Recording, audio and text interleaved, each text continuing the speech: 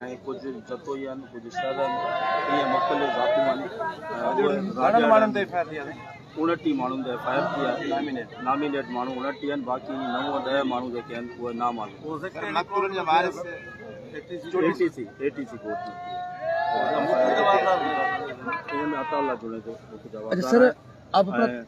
आपका तारुफ लोग सुन रहे हैं आपको। मैं अली सनोवर डिस्ट्रिक्ट प्रेसिडेंट हूँ सांगड़ का और MPA भी हूँ पाकिस्तान पीपल्स पार्टी का और MPA भी हूँ कटरोल का। सर गुज़िरियल ॾींहुं हिकिड़ो सोशल मीडिया ते बयान पियो हले जंहिंमें अलाउद्दीन करार पियो चए त नवी दिल्ली करायो आहे शादिया मरी उन में केतिरी खुदा करे न अहिड़ी का ॻाल्हि कोन्हे ऐं उन ॻाल्हि जी हुन मज़म्मत कई आहे ऐं अहिड़ी हुन का चतुर मूं ॻाल्हि कोन कई आहे, बसि शायदि हुन ॻाल्हि खे को थोरो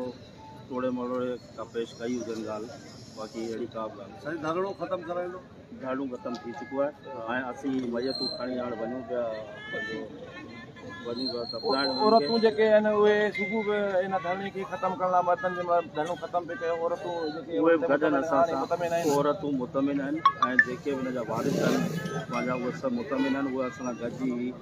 पंहिंजो जेको आहे सो खणी पार्टी सां थी वञूं। हिकिड़ो सुवाल आहे त जेको हिननि चयो त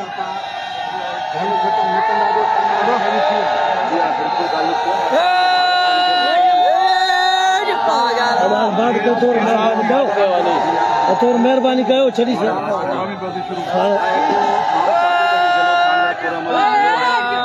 इनखे कॾहिं जेको आहे असीं चाहियूं था त जेको आहे अहिड़ा वाक़िया न थियणु खपनि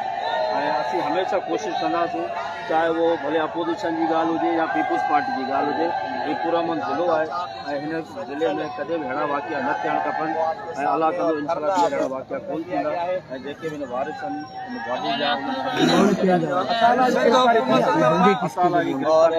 देख सकते हैं कि यहाँ पे अली हसन और जो